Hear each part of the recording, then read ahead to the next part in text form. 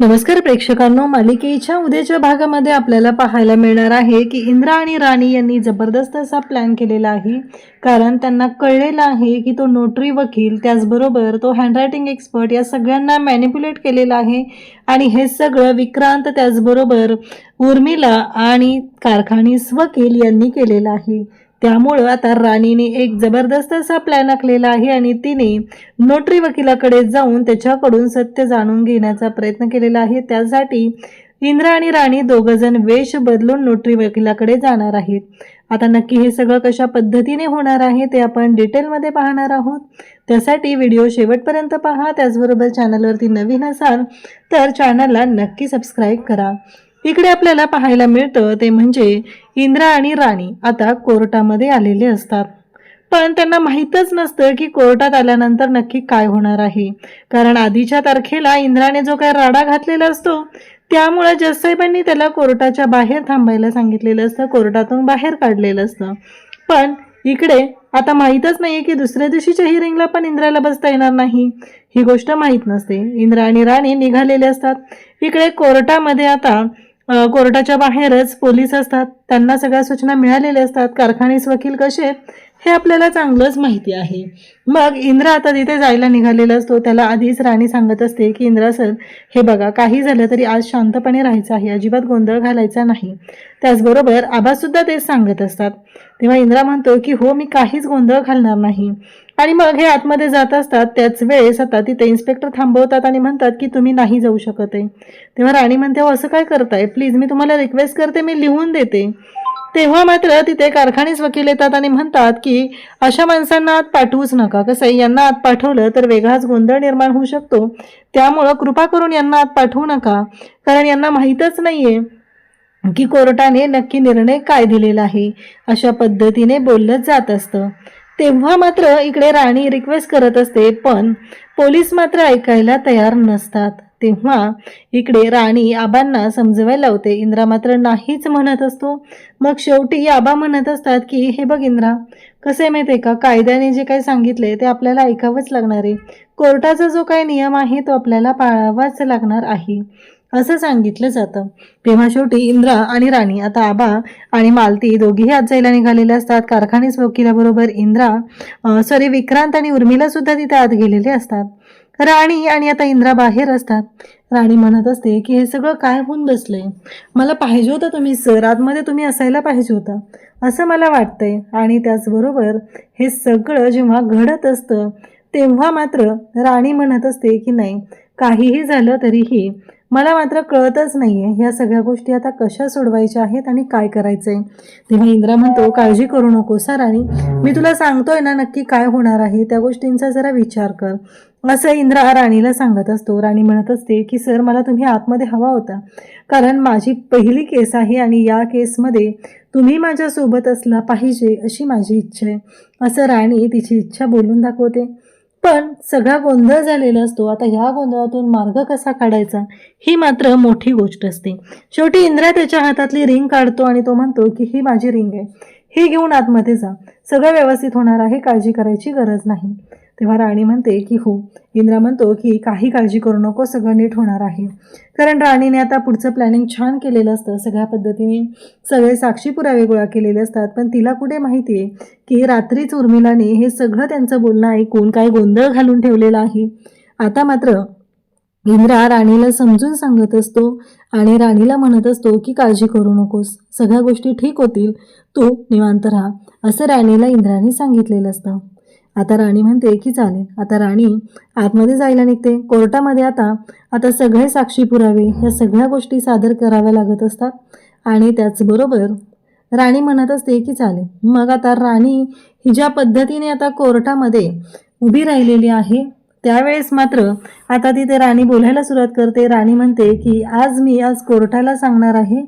आणि ती कुठली गोष्ट आहे तर जे आबासाहेब म्हणजे जयसिंगराव महाडिक जे बोलत होते ते खरं होतं. काल जयसिंगरावांनी दिलेली साक्ष आहे ती साक्ष खरी आहे असं इकडे राणीने सांगितलेलं असतं. तेव्हा मात्र आता सगळे तिथं असतात आणि मग मात्र इकडे विक्रांत उर्मिला सगळे हसत असतात, कारण त्यांना माहिती आहे की त्यांनी काय गोंधळ घातलाय, राणीचा पुढचा प्लॅन काय आहे. त्या सगळ्या गोष्टी त्यांनी ऐकलेल्या असतात आणि त्याच्यामध्ये राडा केलेला असतो. तर राणी मात्र शांतपणे सगळ्या गोष्टी आता कोर्टाच्या समोर सांगते. राणी म्हणते की हँडरायटिंग एक्सपर्ट यांना मी कोर्टामध्ये बोलवते. मग त्यांना कोर्टामध्ये बोलवलं जातं आणि राणी त्यांच्याकडे ते पेपर देते आणि त्यांना सांगू लागते की आता हे जे पेपर आहेत हे बघून तुम्ही सांगा की ह्यातल्या सह्या नक्की कशा आहेत.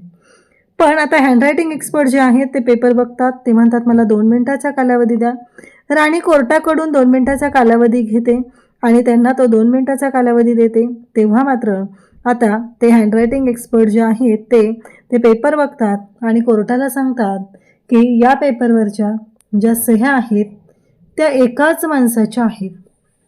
हे ऐकता क्षणी राणीच्या पायाखालची जमीनच सरकते. राणीला कळतच नाहीये. राणी म्हणते अहो असं काय बोलताय तुम्ही, काल तर आम्हाला सांगितलं होतं ना तुम्ही की यातल्या 4 सह्या आहेत त्या एका माणसाने केलेल्या आहेत, तर बाकीच्या सह्या ह्या दुसऱ्या व्यक्तीने केलेल्या आहेत. मग हे सगळं आत्ता काय बोलताय तुम्ही. तेव्हा ते म्हणतात की हे बघा मॅडम, कारण त्या माणसाला आठवत असतं की त्याला त्या कारखानीसने काय काय बोलायला सांगितलेलं आहे. बरोबर त्या पद्धतीने तो माणूस तिथे रिॲक्ट होत असतो आणि राणी मात्र आता विचारात पडते की हे सगळं काय होऊन बसते. राणीला कळतच नाहीये की मी काय करून ठेवलंय हे सगळं, असा प्रश्न तिला पडलेला असतो. तेव्हा मात्र राणी म्हणते की अहो असं काय बोलताय तुम्ही चुकीच्या पद्धतीने बोलताय. काल तुम्ही वेगळंच सांगितलं होतं, कारण ज्या पद्धतीने राणी प्रश्न विचारेल त्या प्रश्नावर उत्तर काय द्यायचं हे सगळं त्या कारखानीस वकिलांनी सांगितलेलं असतं आणि त्या पद्धतीने तो हँडरायटिंग एक्सपर्ट बोलत असतो. राणी म्हणत असते नाही जज साहेब नाही, पण तो म्हणत असतो की हे बघा मॅडम मी खरं सांगते. तेव्हा राणी म्हणत असते अहो असं काय करताय, एखाद्याच्या जीवन मरणाचा प्रश्न आहे, एखादं कुटुंब रस्त्यावर येते आणि तुम्ही अशा पद्धतीनं काय बोलताय. तेव्हा तो बरोबर त्याला आठवतं ते म्हणजेच की कारखानीस वकिलाने त्यावेळेस त्याला सांगितलेलं असतं की जेव्हा ती असं बोलेल तेव्हा एकच तिला सांगायचं की हे बघा आजपर्यंत 10-15 वर्ष झालं मी हे काम करतोय, मी कधीच खोटं बोललेलो नाही, मी प्रत्येक वेळेस खरंच बोललेलो आहे आणि मी खोटं बोलतच नाहीये, मी खोटी साक्षच देत नाहीये. आता ह्या वकिलाने ज्या पद्धतीने बोलायला सांगितलेलं असतं त्या पद्धतीने आता हा माणूस तिथे बोलत असतो. तेव्हा मात्र राणी आता विचार करायला लागते. राणी म्हणते हे सगळं काय होऊन बसलंय. आणि मग आता कारखाने सुटतात आणि म्हणतात वेळ घालवण्यात काही अर्थ नाहीये, सगळे साक्षी पुरावे आलेले आहेत, फक्त मी एक कोर्टाला विनंती करतोय की यापुढे जर कोणी आपली प्रॉपर्टी दुसऱ्या कोणाच्या नावावर करत असेल, जसं उर्मिला महाडिक आणि विक्रांत महाडिक यांना त्रास झालेला आहे तसा त्रास त्या व्यक्तीला पुन्हा होऊ नये याची काळजी प्रॉपर्टी नावावर करणाऱ्या व्यक्तीने घ्यावी. राणीला आता प्रश्न पडला. इकडे मालती तर हादरले. मालती म्हणते सगळं संपलंय, आता करायचं काय. मालतीला याच गोष्टींचा विचार पडलेला असतो आणि तेव्हा मात्र आता मालती म्हणू लागते की नाही आता काहीतरी ठरवावं लागणार आहे. आणि मग मात्र इकडे आता राणी उठते, कारण तिच्या हातामध्ये इंद्राची अंगठी असते आणि ती अंगठी हातामध्ये असते तेव्हा तिला एक ताकद येते आणि ती म्हणते जज साहेब इथे न्याय देवता ही न्याय देण्यासाठी बसलेली आहे. मला फक्त एकच सांगायचं आहे, मला कोर्टाने दिलेला कालावधी हे सगळं मला मान्य आहे, मी त्यासाठी कोर्टाची दिलगिरी व्यक्त करते. तेवढे साक्षी पुरावे मी इथं देऊ शकलेले नाही, मला फक्त एक संधी देण्यात यावी, मला थोडासा वेळ वाढवून देण्यात यावा, आणखी काही गोष्टी मला कोर्टाच्या समोर आणायच्या आहेत. आता लगेचच कारखाने सुटतात आणि म्हणू लागतात की नाही यांना वेळ वाढवून देऊ नका, काही गरज नाही आहे, कारण केस निकालात निघालेली आहे. जज साहेब चिडतात आणि जज साहेब सांगू लागतात की हे बघा कसं आहे माहिती आहे का, आता तुम्ही ज्या पद्धतीने बोलत आहात त्यावरून स्पष्ट होतंय की तुम्हाला हे बोलण्याचा अधिकार नाही. त्यांना वेळ वाढवून द्यायचा का काय करायचं हे ठरवण्याचा अधिकार कोर्टाला आहे, त्यामुळं तुम्ही याच्यामध्ये पडायची गरज नाही, असं म्हणत कारखानीची बोलती बंद झालेली असते. आता मात्र जज साहेब राणीला सांगतात की हे बघा काळजी करू नका, तुम्हाला 1 दिवसाची मुदत दिली जाईल, पण ही तुमची शेवटची संधी असेल, त्यानंतर तुम्हाला कुठलीही मुदत कुठलाही वेळ वाढवून दिला जाणार नाही, हे स्पष्टपणे सांगितलेलं असतं. आता मात्र राणी शांत होते आणि राणी म्हणते की फायनली आता कुठंतरी गोष्टी घडायला लागलेल्या आहेत. हे लक्षात आल्यानंतर मात्र आता राणी ठरवते की नाही आता घडतंय त्या पद्धतीने आता सगळं सोडवत जायचं आहे. आता वेळ मिळालेला आहे त्यानुसार राणी बाहेर येते. इंद्रा विचारू लागतो, राणी शांत राहते. कारखानीस वकील तिथे येतो आणि कारखानीस वकील सांगू लागतो की हारले. आता ते कसं आहे माहिती आहे का, कोर्टाकडे वेळ मागून घेतलाय म्हणून कोर्टाने वेळ दिलाय, पण ही हुकमाची राणी हारलेली आहे आणि आता आजचं मरण उद्यावर गेलं एवढंच. कारण आता उद्या फायनल होणार आहे आणि ते म्हणजे की राणी महाडिक आहे ती हारलेली आहे आणि मी हॅट्रिक करणारे 100 केस जिंकून. एखाद्याने मला चॅलेंज दिलं किंवा मला माझ्या इगोला टच करण्याचा प्रयत्न केला तर मी त्याला आयुष्यातून उद्ध्वस्त करतो, असं हा माणूस बोलत असतो. राणी मात्र शांतपणे ही सगळं ऐकून घेत असते. त्यानंतर आता राणी इंद्रा घरी येतात. राणी विचार करत असते काय करायचं पुढे, काय करायचं पुढे. तेव्हा राणीच्या डोक्यात क्लिक होतं. राणी म्हणते तो नोटरी वकील, त्याला जाऊन गाठलं पाहिजे, त्याची केस हातात घेतली पाहिजे. आणि आपल्याला पाहायला मिळतं इंद्रा आणि राणी वेश बदलून नोटरी वकिलाकडे गेलेले आहेत. अशाच अपडेटसाठी चॅनलशी कनेक्ट राहा. थँक्यू.